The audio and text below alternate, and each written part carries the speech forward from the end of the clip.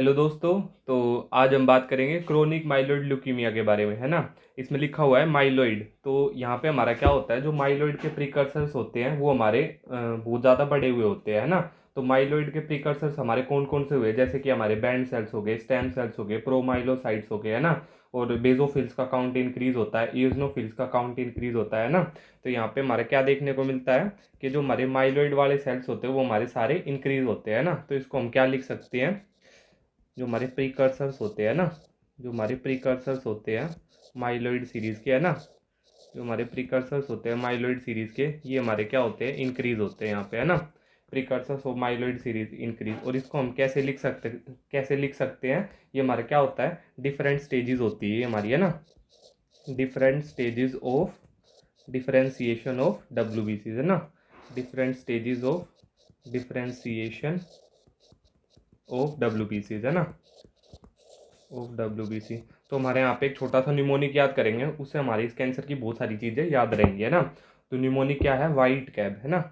Mnemonic क्या है, white cab, ठीक है, वाइट कैब। तो वाइट से डब्ल्यू से वाइट, और डब्ल्यू से हमारा डब्ल्यू है ना। तो डिफरेंट स्टेजेस हमारी देखने को मिलेगी डिफरेंशिएशन ऑफ द डब्ल्यू की। और कैब हमारा किस चीज़ के लिए याद रखना है, अब हमारे पास हमारा पेशेंट आया तो हम ये देखेंगे उसकी स्टेज कैसी है ना। स्टेज कैसी है, स्टेज कैसे होगा कि उसकी क्रोनिक स्टेज है ना। चाहे तो हमारी क्रोनिक फेज होगी, या फिर पेशेंट हमारे पास आया है एक्सेलरेटेड फेज में, ठीक है, एक्सेलरेटेड फेज। या फिर पेशेंट आया हमारे पास कौन सी फेज में, ब्लास्ट फेज में, है ना। तो हम कैसे पता लगाते हैं कि पेशेंट हमारा क्रोनिक फेज में है, या फिर हमारा एक्सेलरेटेड फेज में, या फिर हमारा ब्लास्ट फेज में, है ना। तो हम क्या करते हैं, इसमें डिफ्रेंशिएट करने के लिए हमारे पास ब्लास्ट का परसेंटेज होता है ना। तो क्रोनिक फेज में हमारा ब्लास्ट कितनी होती है, ब्लास्ट होती है हमारी <10%, है ना।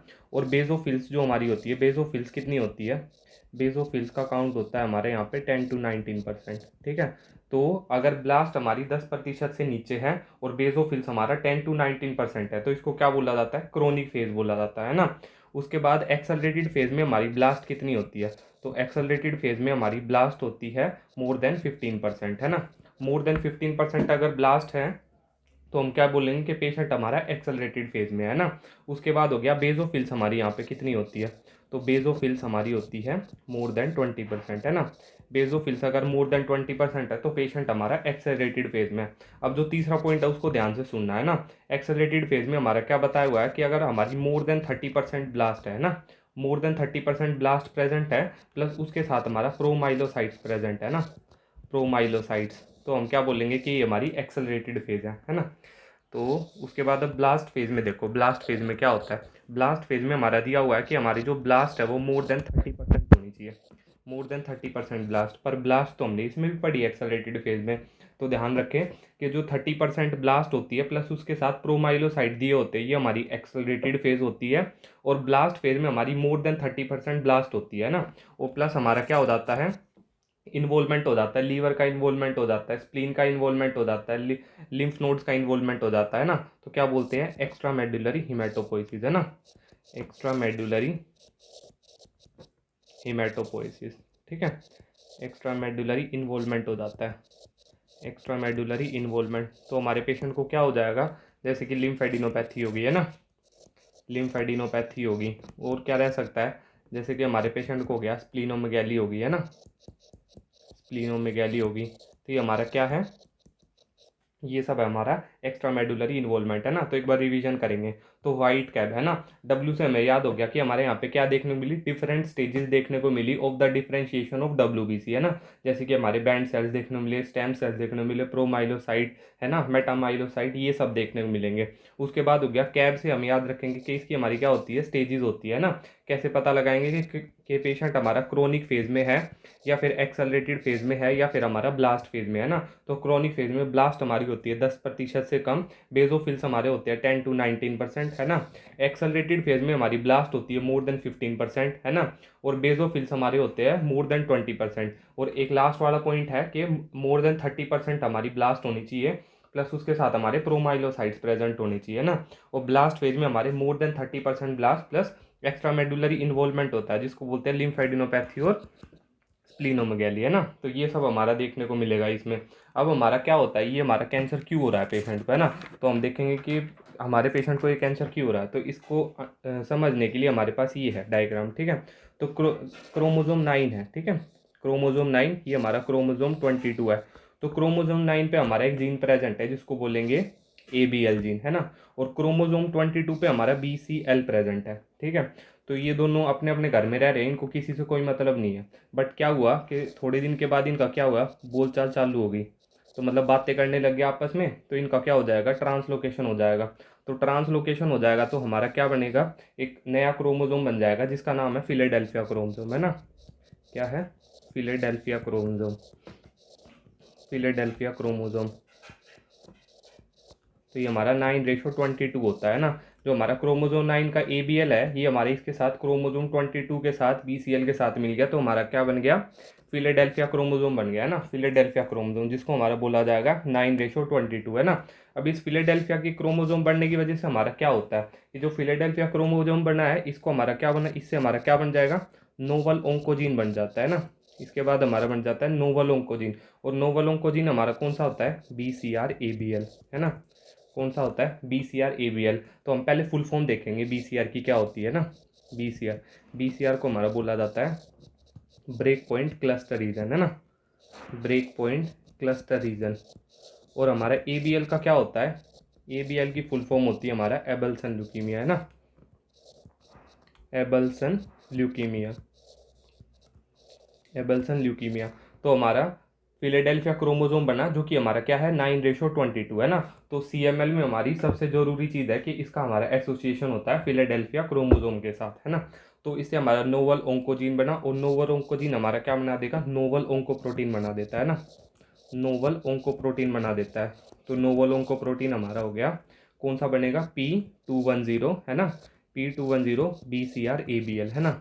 BCR-ABL। तो हमारा ये बन जाता है नोवल ओंकोप्रोटीन। तो दोबारा देखेंगे, क्रोमोजोम 9 पे हमारा ABL प्रेजेंट था, क्रोमोजोम 22 पे हमारा BCL प्रेजेंट है ना। इन दोनों में जब हमारा ट्रांसलोकेशन हुआ, ये हमारा कैसा ट्रांसलोकेशन होता है, बैलेंस ट्रांसलोकेशन होता है ना। बैलेंस ट्रांसलोकेशन, ठीक है। Balance translocation. और हमारा किसके बीच होता है, लॉन्ग लॉन्ग स्वैप के बीच में होता है ना। Long long arm of the swap, है ना। लॉन्ग लॉन्ग आर्म के बीच में हमारे स्वैप होता है, ठीक है। उसके बाद हमारा क्या हुआ, फिलाडेल्फिया क्रोमोजोम बन गया जिसको बोलेंगे 9:22। इसने हमारा क्या बनाया, नोवल ओंकोजीन बनाया जिसको बोलते हैं BCR-ABL, है ना। और इससे हमारा क्या बन जाएगा, नोवल ओंकोप्रोटीन बन जाता है जिसको बोलेंगे P210 BCR-ABL1, है ना। तो अब इससे हमारी प्रॉब्लम क्या होगी पेशेंट को, ये जो नोवल ओंकोजीन बन गया, नोवल ओंकोप्रोटीन बन गया, इससे हमारी प्रॉब्लम क्या होगी, है ना। तो हमारी दो प्रॉब्लम होगी पेशेंट को इस चीज़ से। क्या होता है, एक तो ये जो नोवल ओंकोप्रोटीन बना है, ये हमारा स्टिमुलेट करता है किसको, टायरोसिन काइनेज इनहिबिटर को, है ना। तो ये हमारा स्टिमुलेट करेगा किसको, टायरोसिन काइनेज को, किसको, tyrosine kinase inhibitor, tyrosine kinase को। ये हमारा स्टिमुलेट करता है टायरोसिन काइनेज को। और टायरोसिन काइनेज हमारा क्या होता है, यहाँ पे एनर्जी देता है सेल्स को, है ना। तो जो हमारे जो कैंसर है, इसमें एनर्जी कौन प्रोवाइड कर रहा है, टायरोसिन काइनेज, है ना। तो हमारा जो टायरोसिन काइनेज होता है, ये हमारे यहाँ पे एनर्जी दे रहा है सेल्स को। और अगर हमारी एनर्जी मिलती रहेगी तो हमारा क्या होता रहेगा, अनकंट्रोल्ड माइटोसिस होती रहती है ना। अनकंट्रोल्ड माइटोसिस मतलब जो हमारी सेल है कैंसर की, वो मल्टीप्लाई करती रहती है ना। तो अनकंट्रोल्ड माइटोसिस। तो ये हमारा एक तो पहली चीज़ हुई कि हमारी स्टिमुलेट होगी टायरोसिन काइनेज, है ना। ये हमारा एनर्जी प्रोवाइड करता है किसको, कैंसर्स की जो सेल्स है, उसके कारण जो हमारी कैंसर्स की सेल्स है वो मल्टीप्लाई करती रहेगी बार बार, उसको बोलेंगे अनकंट्रोल्ड माइटोसिस, है ना। उसके बाद हमारी यहाँ पे दूसरी प्रॉब्लम क्या हुई पेशेंट को, दूसरी प्रॉब्लम हुई कि जो हमारा एपोप्टोसिस होता है वो इनहिबिट हो गया। एपोप्टोसिस क्या होता है, एपोप्टोसिस होता है हमारा प्रोग्राम सेल डेथ, है ना। एपोप्टोसिस हमारा क्या होता है, प्रोग्राम सेल डेथ, ठीक है। प्रोग्राम सेल डेथ, जब सेल की डेथ ही नहीं होगी तो हमारा क्या हो जाएगा, एपोप्टोसिस हो जाता है। एपोप्टोसिस इनहिबिट हो गया, तो जो हमारी सेल है they are living beyond their expiry date, है ना। तो इसको बोला जाता है हमारा एपोप्टोसिस इनहिबिट हो गया है, ठीक है। उसके बाद हम यहाँ पे देखेंगे कि हमारे पेशेंट के क्लिनिकल फीचर्स क्या होते हैं। क्लिनिकल फीचर्स इस पेशेंट के, है ना।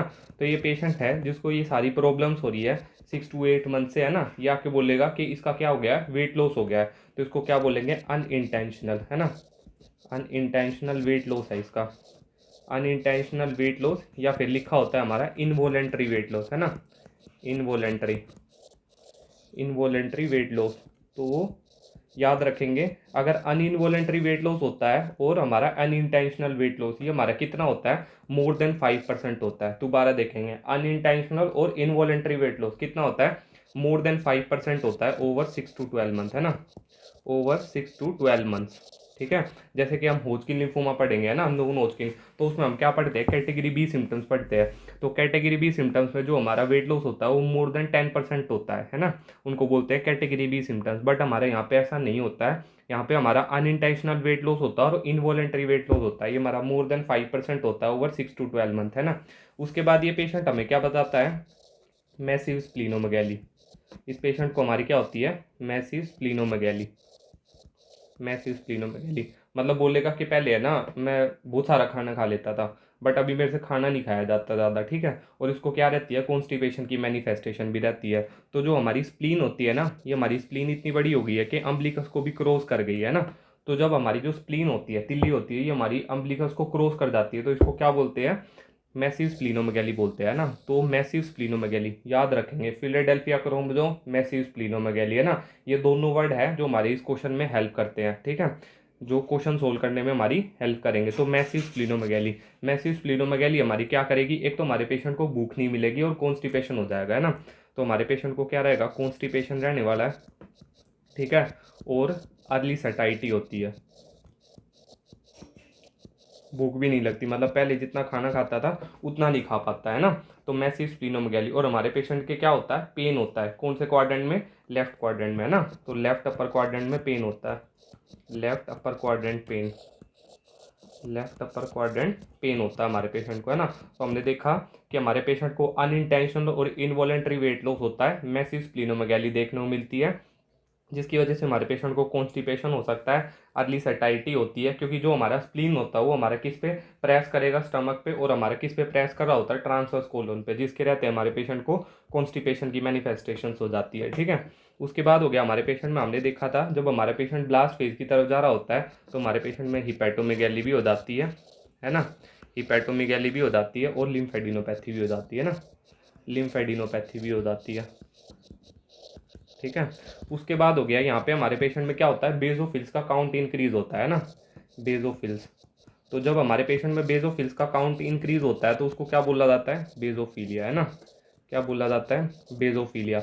अब बेजोफीलिया है तो ये हमारा क्या करेगा, इसकी वजह से हमारा क्या रिलीज होता है, हिस्टामिन रिलीज होता है ना, ये हमारी क्या कराएंगी, हिस्टामिन रिलीज कराएगी। और अगर हमारे पेशेंट में हिस्टामिन रिलीज होगा ज़्यादा तो इसके कारण हमारे पेशेंट में क्या होता है बताओ, एक तो हमारे फ्लशिंग के एपिसोड्स होंगे, है ना, फ्लशिंग एपिसोड्स, और हमारे पेशेंट को क्या होता है, प्लूराइटिस होती है, क्या होती है, प्लूराइटिस, प्लूराइटिस होती है हमारी, एक्सटेंसिव ईचिंग प्रेजेंट होती है ना, क्या होती है, प्लूराइटिस, एक्सटेंसिव ईचिंग प्रेजेंट होती है। तो बेजोफिल्स का काउंट इंक्रीज हो जाएगा, इसको बोला जाता है बेजोफीलिया, है ना।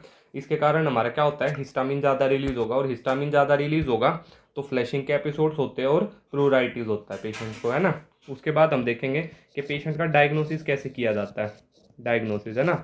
डायग्नोसिस करने के लिए हम क्या करते हैं, तो डायग्नोसिस करने के लिए हम सबसे पहले देखेंगे कि हम क्या लिखते हैं डायग्नोसिस में। हम सबसे पहले देखते हैं कि जो हमारा ब्लड टेस्ट होता है ना, ब्लड टेस्ट, या फिर लिख सकते हैं peripheral blood smear, peripheral blood smear और सीबीसी। तो इसमें हमारा क्या देखने को मिलता है, हीमोग्लोबिन डिक्रीज कर जाता है पेशेंट का, और हमारे पेशेंट में जो टीएलसी होते हैं वो हमारे बहुत ज़्यादा बढ़े हुए होते हैं ना, टोटल ल्यूकोसाइट काउंट हमारा बहुत ज़्यादा इंक्रीज कर जाता है, 1 लाख से भी ऊपर चला जाता है ना, मोर देन 1 लाख। तो हमारे पेशेंट में टीएलसी 1 लाख से ऊपर चला जाता है, क्या बोलेंगे, ल्यूकोस्टेसिस हो जाता है ना, ल्यूकोस्टेसिस। तो ल्यूकोस्टेसिस के कारण हमारे पेशेंट को क्या होगा, हमारे पेशेंट में जो ल्यूकोस्टेसिस के कारण जो ऑर्गन्स इन्वॉल्व होते हैं मोस्ट कॉमनली बताओ कौन से होते हैं, तो ल्यूकोस्टेसिस में हमारे 2 ऑर्गन मोस्ट कॉमनली इन्वॉल्व होते हैं, कौन कौन से, ब्रेन होता है और हमारा होता है कौन सा, रेस्पिरेटरी सिस्टम, है ना, लंग्स होते हैं, ठीक है। तो हमारे लंग्स होते हैं इन्वॉल्व। तो इसके कारण हमारे पेशेंट को ब्रेन में मैनिफेस्टेशन देखने को मिल सकते हैं, जैसे स्ट्रोक वगैरह हो गया, है ना, सप्लाई अच्छे से नहीं जा रही ब्रेन को, या फिर हमारा क्या हो सकता है, रेस्पिरेटरी डिस्ट्रेस हो सकता है पेशेंट को, है ना, डिस्पनिया वगैरह भी लिखा हो सकता है क्वेश्चन में। तो ब्लड टेस्ट में हमारा हीमोग्लोबिन डिक्रीसिस और टीएलसी का काउंट हमारा बहुत ज़्यादा बढ़ा हुआ होगा, है ना। तो हमारा ल्यूकोस्टेसिस में दो ऑर्गन हमारे मोस्ट कॉमनली इन्वॉल्व होते हैं, तो हमारा कौन कौन सा होता है, ब्रेन होता है और हमारा रेस्पिरेटरी सिस्टम होता है ना। उसके बाद हो गया डीएलसी में हमारे यहाँ पे क्या देखने को मिलता है, डीएलसी क्या होता है, डिफरेंशियल ल्यूकोसाइट काउंट, है ना, क्या होता है, डिफरेंशियल ल्यूकोसाइट काउंट, है ना, ल्यूकोसाइट काउंट। तो डिफरेंशियल ल्यूकोसाइट काउंट में हमारा क्या देखने को मिलेगा, एक तो अभी हमने ऊपर पढ़ा क्या, बेजोफिल्स का काउंट इंक्रीज है ना, तो बेजोफिलिया देखने को मिलेगा, है ना। उसके बाद हमारे यहाँ पे ईजनोफिल्स का काउंट इंक्रीज है, ईजनोफिल्स का काउंट इंक्रीज है, तो इसको क्या बोला जाएगा, ईजनोफिलिया बोला जाता है ना। तो बेजोफिलिया देखने को मिलेगा, ईजनोफिलिया। तो ये हमारे कुछ स्पेसिफिक वर्ड्स है इस कैंसर के लिए, जैसे कि हमारा फिलाडेल्फिया क्रोमोसोम, उसके बाद हो गया हमारा मेसिस्प्लीनोमेगाली होगी, उसके बाद डीएलसी में हमारा बेजोफिलिया हो गया, ईजनोफिलिया हो गया। तो ये हमारे क्वेश्चन है जो कि हमारे इस क्वेश्चन को पकड़ने में हेल्प करते हैं कि हाँ कि हम CML के पेशेंट के साथ डील कर रहे हैं ना। तो बेजोफिलिया हो गया और हमारा हो गया ईजनोफिलिया, है ना। इसके कारण हमारा क्या लिखा होता है, लीडिंग शिफ्ट टू लेफ्ट। इसका मतलब क्या होता है, लीडिंग शिफ्ट टू लेफ्ट। हमने क्या देखा कि इसमें हमारे क्या होते हैं, बहुत सारे immature myeloblast which is coming into the series, तो उसको हमारा बोला जाता है लीडिंग शिफ्ट टू लेफ्ट, है ना। जो हमारे इतने सारे इमेच्योर माइलोब्लास्ट आ रहे हैं उसी को हमारा क्या बोला जाता है, लीडिंग शिफ्ट टू लेफ्ट, ठीक है। उसके बाद हो गया हमारा बेजोफिलिया, हो गया ईजनोफिलिया, हमने देख लिया है ना। उसके बाद हमारा क्या देखने को मिलेगा पेशेंट में, जो हमारा LAP स्कोर होता है, LAP स्कोर, और हमारा हो गया न्यूट्रोफिल एल्कलाइन फोस्फेटेज स्कोर, ठीक है। LAP स्कोर और न्यूट्रोफिल एल्कलाइन फोस्फेटेज स्कोर, ये हमारे दोनों स्कोर इस पेशेंट में डिक्रीज कर जाते हैं, ठीक है। तो NAP स्कोर को हम ऐसे समझ सकते हैं, न्यूट्रोफिल एल्कलाइन फोस्फेटेज स्कोर हमने देखा था कि यहाँ पे जो सेल है उनका क्या हो गया, इनहिबिट हो गई है एपोप्टोसिस। तो एपोप्टोसिस में जब हमारी न्यूट्रोफिल्स मरेगी नहीं तो उनका क्या होगा, जो उनके ग्रेन्यूल्स होते हैं वो हमारे कंज्यूम हो जाते हैं किस चीज़ में, फाइट करने में बैक्टीरिया से, है ना। तो हमारे इस पेशेंट को इन्फेक्शंस भी बढ़ जाते हैं, है ना, इन्फेक्शंस भी बढ़ जाते हैं, क्योंकि जो हमारे न्यूट्रोफिल्स है वो they are living beyond their expiry date, है ना। तो अगर वो ज़्यादा जिएंगे तो उनके कारण क्या हो जाएंगे, जो उनके ग्रेन्यूल्स होते हैं वो कंज्यूम हो जाते हैं, है ना, फाइट करने में। तो हमारे पेशेंट में NAP score, neutrophil alkaline phosphatase score कम होता है, और हमारा LAP score, leukocyte alkaline phosphatase score हमारा कम होता है ना।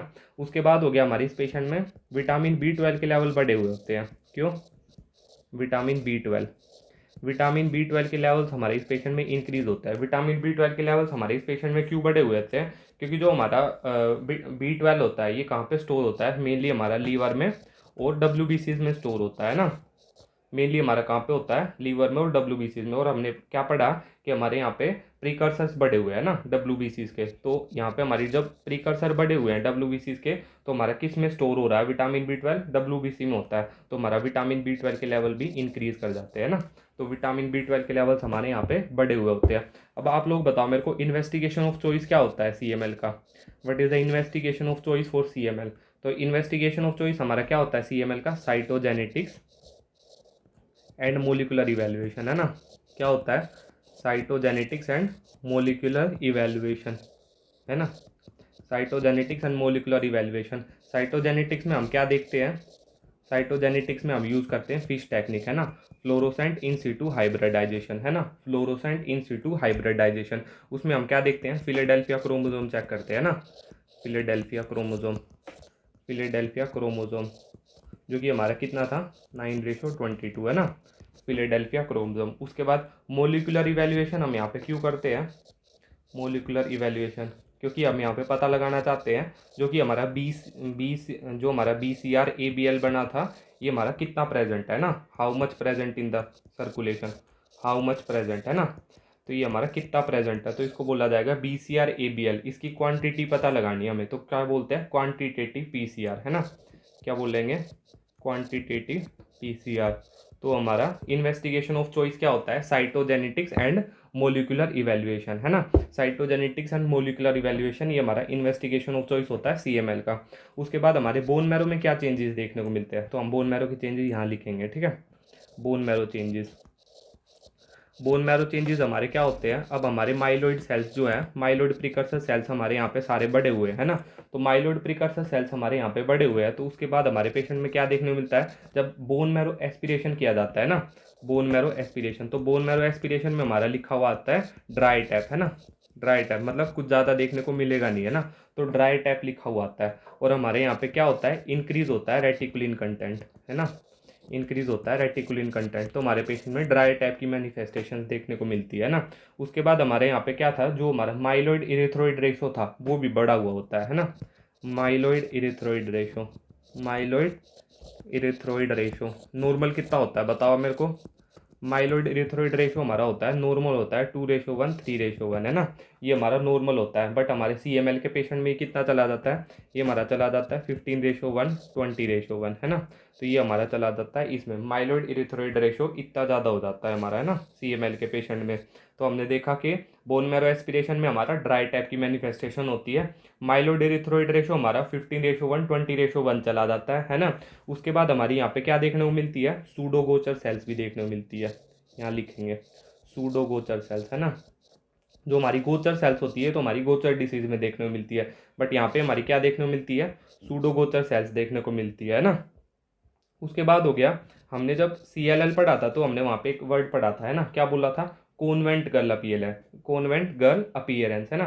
तो CLL के साथ हम क्या पढ़ते हैं, कॉन्वेंट गर्ल अपीयरेंस, और CML के पेशेंट के साथ क्या पढ़ते हैं, कॉलेज गर्ल अपीयरेंस है ना, कॉलेज गर्ल अपीयरेंस। क्योंकि हमारे यहाँ पे बहुत सारी अलग अलग टाइप की सेल्स देखने को मिलती है ना, बहुत बहुत टाइप की WBCs के प्रिकर्सर है अलग अलग टाइप के ना, तो ये हमारे सारे, इसकी वजह से इसको क्या बोला जाता है, कॉलेज गर्ल अपीयरेंस बोला जाता है ना, क्या बोला जाता है, कॉलेज गर्ल अपीयरेंस बोला जाएगा। उसके बाद हो गया हमारे पेशेंट में, और हमारे यहाँ पे क्या प्रेजेंट होते हैं, सी ब्लू हिस्टियोसाइट्स है ना, सी ब्लू हिस्टियोसाइट्स, ठीक है। तो ये कुछ मेन मेन वर्ड है, जैसे कि हमारा हो गया सूडोगोचर सेल्स हो गया ना, बोन मैरो एस्पिरेशन में ड्राई टाइप हो गया, माइलोइड इरिथ्रोइड रेशो हो गया 15:1 20:1 है ना, कॉलेज गर्ल अपीयरेंस हो गया। उसके बाद ये जो हमारा है, इसको बोलते हैं फिश टेक्निक है ना, ये बहुत बार पेपर में इमेज आती है इसकी, फिश टेक्निक। तो फिश टेक्निक में हमारा क्या है, जैसे कि हमने समझ लिया, ये हमारा क्या है, ये जो ग्रीन में प्रेजेंट है ये हमारा क्रोमोसोम 9 पे जीन दिखाया हुआ है ना BCR, और रेड में हमारा ABL है ना, दोनों अलग अलग है। बट अब हमारा इनका क्या हो गया, नेक्स्ट इमेज में हमारा इनका क्या हो गया, आपस में स्वैप हो गया है ना बिटवीन लॉन्ग क्रोमोसोम्स। तो हमारे यहाँ पे ये दोनों स्वैप कर जाएंगे तो हमारा क्या बन जाएगा, फिलाडेल्फिया क्रोमोसोम बन जाता है ना, क्या बन जाता है, फिलाडेल्फिया क्रोमोसोम, फिलेडेल्फिया क्रोमोसोम बन जाता है ना। तो इसको बोला जाता है हमारा फिलेडेल्फिया क्रोमोसोम। तो ये हमारी इमेज है जो कि हम याद रखेंगे फिलेडेल्फिया क्रोमोसोम के लिए है ना। उसके बाद हमने देखा कि कॉलेज गर्ल अपीयरेंस है ना, रेटिकुलिन का कंटेंट हमारा बढ़ा हुआ है। उसके बाद हम इस पेशेंट का ट्रीटमेंट कैसे करते हैं, ट्रीटमेंट है ना, ट्रीटमेंट कैसे करते हैं इस पेशेंट का, तो ट्रीटमेंट के लिए हम याद रखेंगे ये जो हमारी बीमारी है CML क्रोनिक माइलोइड ल्यूकीमिया, इसमें हमारा क्या हो रहा है, टायरोसिन काइनेज है ना, टायरोसिन काइनेज हमारा क्या कर रहा है, एनर्जी प्रोवाइड कर रहा है कैंसर को है ना। तो हम यहाँ पे पेशेंट को क्या देंगे, टायरोसिन काइनेज इनिबिटर देंगे है ना, टायरोसिन काइनेज इनिबिटर। तो हम यहाँ पे पेशेंट को टायरोसिन काइनेज इनिबिटर देंगे। आप बताओ मेरे को, टायरोसिन काइनेज इनिबिटर जो हमारा नेम होता है, इसमें हमारी जो सारी दवाइयाँ होती है लास्ट में हमारा क्या होता है, लास्ट में हमारा होता है निब जुड़ता है ना, हर एक दवाई के पीछे हमारा क्या जुड़ता है, निब जुड़ता है। तो ये हमारे होते हैं टायरोसिन काइनेज इनिबिटर्स है ना। तो हम यहाँ पे जो हमारी एनर्जी प्रोवाइड कर रहा है ना टायरोसिन, हम उसको क्या कर देंगे, टायरोसिन काइनेज इनिबिटर दे देंगे। तो हमारा फर्स्ट लाइन कौन सा होता है, फर्स्ट लाइन TKI हमारा कौन सा होता है, या फिर हम बोल सकते हैं drug of choice for chronic myeloid leukaemia है ना। तो हमारा कौन सा होता है, इमार्टनिब होता है, इमार्टनिब है ना। तो हमारे सारे नाम कैसे एंड होंगे, NIB से एंड होंगे है ना, निब से एंड होंगे। तो हमारा हो गया drug of choice for chronic myeloid leukemia is imatinib है ना। उसके बाद second line tyrosine kinase inhibitor कौन कौन से होते हैं, second line tyrosine kinase inhibitor, second line tyrosine kinase inhibitor, इनको हम याद करेंगे न्यूमोनिक से, क्या बोलेंगे, DNB है ना, क्या बोलेंगे, DNB है ना। तो DNB से हम कैसे याद रखेंगे, डासाटिनिब है ना, डासाटिनिब, नीलोटिनिब, नीलोटिनिब है ना। उसके बाद हो गया हमारा बोसूटिनिब, बोसूटिनिब। तो ये हमारे तीनों हैं, सारे हमारे NIB से एंड करेंगे है ना। और इसके लिए second line tyrosine kinase inhibitor के लिए हमारा DNB याद रखेंगे ना। तो डासाटिनिब, नीलोटिनिब, बोसूटिनिब। ड्रग ऑफ चॉइस हो गया हमारा इमार्टनिब, ठीक है। उसके बाद हो गया हमारा third line, third line tyrosine kinase inhibitor, third line tyrosine kinase inhibitor, kinase inhibitor. तो third line tyrosine kinase inhibitor हमारे कब दिए जाते हैं, जब हमने पेशेंट में फर्स्ट लाइन का भी यूज़ कर लिया, सेकंड लाइन टायरोसिन काइनेज भी इनहिबिटर्स हमारे जो थे वो भी यूज़ कर लिए, बट हमारे पेशेंट को रिलीफ नहीं हो रहा है ना।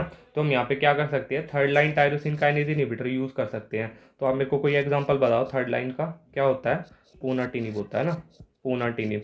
तो ये हम दे सकते हैं जब हमारे पेशेंट में क्या कर लिया हो, कि पेशेंट ने हमारे ये यूज़ कर लिया हुआ है ना, third line tyrosine kinase inhibitor, ये हमारा हो गया पोनाटिनिब, है ना। तो हमारे यहाँ पे मोर देन 2 TKIs यूज़ कर लिया हुआ है ना, मोर देन 2 TKIs, तो इसको बोला जाएगा हमारा पोनाटिनिब, है ना। और हमारे यहाँ पे क्या होता है, या फिर हम फर्स्ट लाइन दे रहे थे, सेकंड लाइन दे रहे थे, हमारे पेशेंट को क्या हो गया कि एक म्यूटेशन होगी जिसको बोला जाता है T315 म्यूटेशन, तो भी हम यहाँ पे क्या यूज़ करते हैं, third line tyrosine kinase inhibitor use करते हैं ना। उसके बाद हो गया हमारे यहाँ पे ट्रीटमेंट, तो ये हो गया कि first line tyrosine kinase inhibitor हमारा हो गया इमिटिनिब, सेकंड लाइन के लिए हमने न्यूमोनिक याद किया DNB, डासाटिनिब, नीलोटिनिब, बोसुटिनिब, थर्ड लाइन हमारा हो गया पोनाटिनिब, है ना। तो ये हो गया। अब आप मेरे को बताओ क्रोनिक फेज, है ना, हमने 3 फेज पढ़ी है, क्रोनिक फेज, एक्सेलरेटेड फेज और ब्लास्ट फेज, है ना। क्रोनिक फेज, एक्सेलरेटेड फेज और हमारी कौन सी थी, ब्लास्ट फेज, है ना, ब्लास्ट फेज। तो इनमें से हम कौन सी फेज में ज़्यादातर TKIs यूज़ करते हैं, तो क्रोनिक फेज में जब हमारा पेशेंट होता है तो जब हम TKIs यूज़ करते हैं ना। बट जब हमारा पेशेंट एक्सेलरेटेड फेज में और ब्लास्ट फेज में होता है ना, तो हम यहाँ पे TKI यूज़ नहीं करते। हम क्या बोलते हैं, पेशेंट को एलोजेनिक स्टेम सेल ट्रांसप्लांटेशन करते हैं ना, एलोजेनिक स्टेम सेल ट्रांसप्लांटेशन करते हैं, एलोजेनिक स्टेम सेल ट्रांसप्लांटेशन, है ना, एलोजेनिक स्टेम सेल ट्रांसप्लांटेशन कर देते हैं हम पेशेंट में। तो क्रोनिक फेज में तो हमारे हो गए TKIs, है ना। और एक्सेलरेटेड फेज और ब्लास्ट फेज में हम क्या करते हैं, एलोजेनिक स्टेम सेल ट्रांसप्लांटेशन कर सकते हैं ना। उसके बाद आता है हमारे यहाँ पे प्रोग्नोस्टिक, है ना, प्रोग्नोस्टिक स्कोरिंग, उसके लिए हम यहाँ पे क्या यूज़ कर सकते हैं। तो प्रोग्नोस्टिक इंडेक्स के लिए हमारे 2 इंडेक्स होते हैं यहाँ पे, कौन कौन से इंडेक्स होते हैं, एक तो बोला जाता है हमारा सोकाल इंडेक्स, है ना, एक तो हमारा हो गया सोकाल इंडेक्स, और एक हमारा यूज़ किया जाता है हैशफोर्ड इंडेक्स, है ना। बस नाम याद रखेंगे, सोकाल इंडेक्स और हैशफोर्ड इंडेक्स, है ना। तो हमारा ये नाम से ही बता रहा है, सोकाल इंडेक्स, एस में हमारा क्या है, स्प्लीन साइज, हमने पढ़ा मैसिव स्प्लीनोमेगाली, है ना। उसके बाद हमारा क्या बता रहा है, एज भी मैटर करती है ना। उसके बाद एल एल एल भी है और हमारा के भी है, ये हमारा क्या है, क्लोनल, है ना। क्लोनल डिफ्रेंशिएशन हमारा कितना हुआ है, या फिर हमारा परसेंटेज ऑफ सर्कुलर ब्लास्ट कितनी है, परसेंटेज ऑफ सर्कुलर ब्लास्ट। तो हमारी इसमें 4-5 चीज़ें होती है, जो कि हमारा हो गया सोकाल इंडेक्स, है ना। उसके बाद हमारा हैशफोर्ड इंडेक्स, तो ये भी हमारा इसी टाइप का होता है। वैसे इसमें हमारा क्या होता है कि जो हमारा क्लोनल डिफेक्ट है, क्लोनल डिफेक्ट, है ना, ये जो हमने परसेंटेज ऑफ क्लोनल डिफेक्ट पढ़ा है, ये हमारा क्या हो जाता है, रिप्लेस कर देते हैं इसको, इसमें हमारा रिप्लेस हो जाता है बाय बेजोफिल्स एंड इजनोफिल्स, है ना, बेजोफिल्स परसेंटेज एंड इजनोफिल्स, है ना, इजनोफिल्स है। तो ये हमारा, है ना। तो मोटे मोटे वर्ड याद रखेंगे इसके लिए। हमारा क्या था, फिलाडेल्फिया क्रोमोसोम, है ना। उसके बाद हमने क्या देखा था, मैसिव स्प्लीनोमेगाली, है ना। उसके बाद हमारा क्या था, अनइंटेंशनल वेट लॉस, जो कि हमारा मोर देन 5% होता है ना। और हमने क्या पढ़ा, बेजोफीलिया, एजनोफीलिया, है ना, leading shift to left, LAP score हमारा कम होता है, NAP स्कोर हमारा कम होता है। तो ये मेन वर्ड है इस क्वेश्चन को पकड़ने के लिए, है ना। विटामिन B12 के लेवल्स हमारे बढ़े हुए होते हैं। इन्वेस्टिगेशन ऑफ चॉइस हमारा क्या होता है, साइटोजेनेटिक्स और मोलिकुलर इवेल्युएशन, है ना। उसके बाद हो गया हमारा ट्रीटमेंट में ड्रग ऑफ चॉइस होता है हमारा इमार्टिनिब। अगर हमारे पेशेंट अगर हम पेशेंट को second line tyrosine kinase inhibitor देंगे तो DNB दे सकते हैं, डासाटिनिब, नीलोटिनिब और बोसुटिनिब, है ना। Third line tyrosine kinase inhibitor हमारे हो गए पोनाटिनिब, है ना। जब हमने 2 TKIs यूज कर लिया और उनका कोई असर नहीं हो रहा है, इंक्लूडिंग फर्स्ट लाइन और सेकंड लाइन, तो हम थर्ड लाइन यूज करते हैं, जैसे कि हमारा हो गया पोनाटिनिब, है ना। क्रोनिक फेज है पेशेंट की, तो मेनली TKIs यूज करते हैं। और एक्सेलरेटेड और ब्लास्ट फेज के लिए एलोजेनिक स्टेम सेल ट्रांसप्लांटेशन करते हैं ना। प्रोग्नोस्टिक स्कोरिंग इंडेक्स के लिए हम यहाँ पे सोकाल इंडेक्स और हैशफोर्ड इंडेक्स यूज कर सकते हैं ना। तो ये कुछ हमारे मेन इसके पॉइंट्स है जो कि हम याद रखेंगे इस डिसीज़ के लिए, ठीक है। आई होप आपको वीडियो अच्छी लगे। Thank you.